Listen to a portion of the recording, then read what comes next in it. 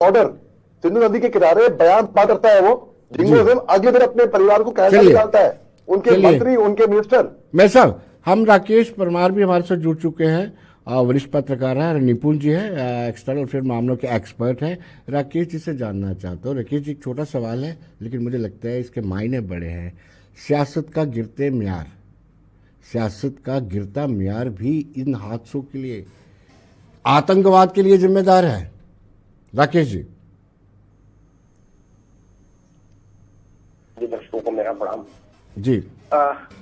मुझे पाकिस्तान से तो कोई मतलब नहीं है। हमारे देश में इतने पाकिस्तानी और पाकिस्तान के समर्थक बैठे हैं कि पाकिस्तान अकेला क्या कर लेगा। जैसा कि ये रक्षा विशेष साहब बता रहे थे, मैं उसके बाद तो आगे बढ़ाऊंगा।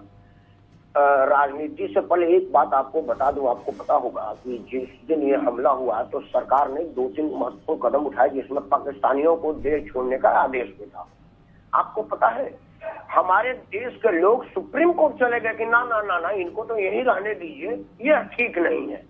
जो हमारे अपने देश के, वो मुनीर नहीं है, वो शहबाज शरीफ नहीं है, हमारे अपने आप में से, हम में से हैं जो हमारा ही साथ रहते हैं, वो कह रहे हैं और उन्होंने बाइकआउट किया। मैं छोटा मोटा कानून का विद्यार्थी हूँ, तब अब उनके सामने तो मैं बच्चा भी कहना ठीक नहीं है। जो जिस शख्स ने ये दिया है, मैं तो उनकी रेफरेंस पढ़ने का भी गर्वान्वित हो जाता था। उन्होंने लिखा कि देखिए रेहानिया बांग्लादेश ये जो आए हुए हैं ना, बीइंग ए ह्यूमैनिटेरियन ग्राउंड, अभी ह्यूमन के साथ तो ह्यूमैनिटेरियन ग्राउंड करेंगे। वो जो सेजा में गोली मार रहा है वो कहां से ह्यूमन बीइंग है। तो आप सियासी बात छोड़ दीजिए, आप सियासी लोगों की बात छोड़ दीजिए, देश के उन गद्दारों को पहले मारिए। मुनीर को हम बाद में देख लेंगे, मुनीर की हैसियत नहीं है को हम पर सीधा आक्रमण कर दे जब तक हमारे यहाँ का कोई आदमी उनके साथ ना हो। विनोद जी, इस देश की सबसे बड़ी समस्या ना तो पाकिस्तान है ना चीन है, इस देश की सबसे बड़ी समस्या हमारे अपने देश के लोग हैं। और संविधान में बोलने की नहीं, बकवास करने की आजादी है। संविधान को रिवाइज करिए, बकवास करने वालों को मारिए। अब एक चीज बताइए विनोद जी, यहाँ लोग बैठे हुए हैं, एक मामूली 2 कौड़ी की गायिका कह रहे हैं कि बिहार में चुनाव के लिए गोली मरवा दिया। अरे अभी तू वहां थी क्या? तो सबसे पहले उसे अरेस्ट करो कि तेरे को बात पता था तो तूने पहले कहा नहीं देशवासियों को बता दिया कि अब बिहार चुनाव का मामला है, इसमें पाकिस्तान का कोई मतलब नहीं है। एक आदमी कह रहा चुना हुआ जनप्रतिनिधि जो मुख्यमंत्री की सीट पर बैठा हुआ कि नहीं नहीं पाकिस्तान से मेरी बात हुई, कोई गोली नहीं मारा, कोई बमबाजी नहीं हुई है, ये चुनाव के लिए कर रहे हैं। तो सबसे पहले उसको ले आओ कि तू भारत का नेता है, पाकिस्तान से किस तरह से बात कर रहा है। क्योंकि जहां तक मुझे कानून की मालूमात है कि विदेश मंत्रालय और सक्षम आलोक के अलावा और कोई आदमी राजनयिक बात नहीं कर सकता। तो विनोद जी, राजनीतिकों का क्या कहें, हम खुद ही अपने दुश्मन है, पाकिस्तान में रहते हैं। चलिए, मैं निपुण जी से जानना चाहूंगा। निपुण जी, आप थोड़ा सा डिफाइन करेंगे ये स्यूडो इंटेलेक्चुअल और स्यूडो ह्यूमन राइट मतलब हो गया कि सभ्य समाज के अंदर रात को 2 बजे जो है प्रेस कॉन्फ्रेंस करते हैं। जी विनोद जी। जी जी, मैं राकेश जी से जानना चाहूँगा। राकेश जी, जो शिमला समझौता हुआ था, हमने वार तो जीत ली थी, मैदान में हमने जीत ली, टेबल पे क्यों हारे? ऐसी कौन सी बंदिशें, मजबूरियां थी जो हमने 93,000 सैनिकों को, जिनको सरेंडर किया हुआ था, उनको छोड़ दिया? 13,000 वर्ग किलोमीटर जमीन हमने वापस दी। कौन सा? क्या उस वक्त हमें नहीं पता था कि पाकिस्तान नापाक हरकत करता है, या उस वक्त हमारे जहन में था कि पाकिस्तान वाकई पाक है? 5 विकास की बीमारी देश में बहुत कुछ करवाती है। नोबेल पुरस्कार लेना है, अपना नाम ऊंचा कराना है और फौज को बलि का बकरा बनाना है। यह सब राजनीतिक बीमारी की वजह से हो रहा है। आदरणीय इंदिरा जी के विषय में मैं कुछ नहीं कहूंगा, बड़ी महानतम थी। पंडित जवाहरलाल नेहरू भी बड़े महान लोग थे, उन बुजुर्गों को मैं क्या कहूँ। लेकिन यह सब उन्हीं लोगों का किया करा है। जब वो लोग ही अगर अपने भविष्य को देख करके अपने आने वाले संतानों के लिए कुछ नहीं किया तो हम सिर्फ रो सकते हैं और कुछ नहीं कर सकते। विनोद जी, हमारे नेता गण को हमेशा से लगता है कि सिपाही मरने के लिए बने हैं और हमारा सिपाही शहरशूर है, इसीलिए उसको यह मान रहे हैं। आपने अभी बात किया था ना मानवाधिकार आयोग में, सेना को, एक सिपाही को चारों तरफ से पीट कैसे रहे हैं जैसे कोई साला शेर के पीछे गिदड़ों का भीड़ लग गई हो। और वो सिपाही की संयम देखे, कुछ हाथ में भरी हुई एलएमजी थी, मेरे ख्याल से 40 या 50 गोली होती है, अगर एक एक में मार देता 40-50 मार ढेर हो जाते। लेकिन वो पीटता रहा, उसको स्वयं सिखाई गई है।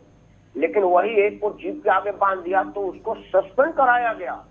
हमको सबसे पहले संविधान से इस पन्ने को फाड़ना पड़ेगा जहां पर सिपाही का मानव अधिकार नहीं है, क्योंकि वो मरने के लिए बना है, और उन कुत्तों का मानव अधिकार है जो भौंकते हैं हमारे जवानों पर।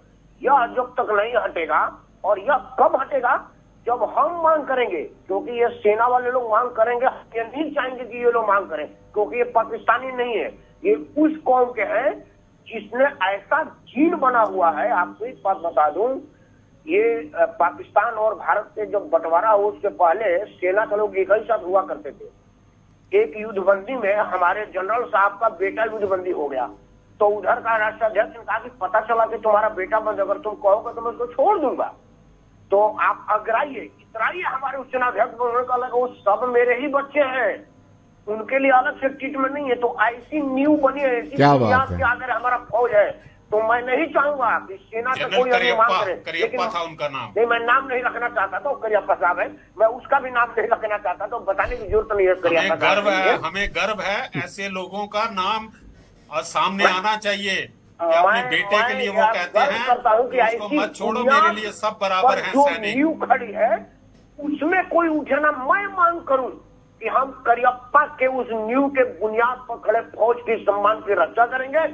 आपको वोट नहीं देंगे, लेकिन सवाल यह है कि जब मैं वोट देने जाऊंगा ना, तो फिर मुझे बताएगा कि ये मेरे जात वाला है, मेरे धर्म वाला है, वो फलाना वाला है। अब आप एक बात देख लीजिए, कैसे इस देश का भला होगा।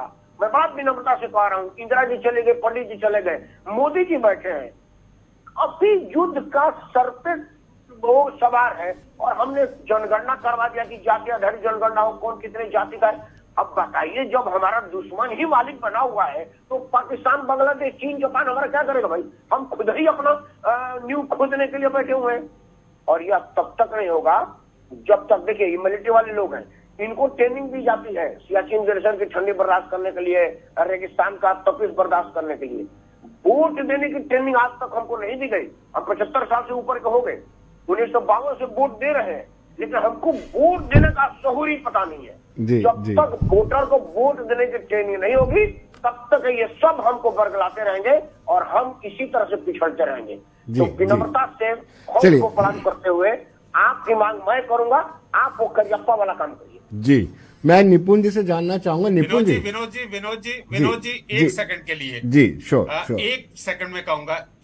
अब ये देखिए, हम में और पाकिस्तान आर्मी के अंदर क्या अंतर है। जनरल करियप्पा ने कह दिया कि मेरे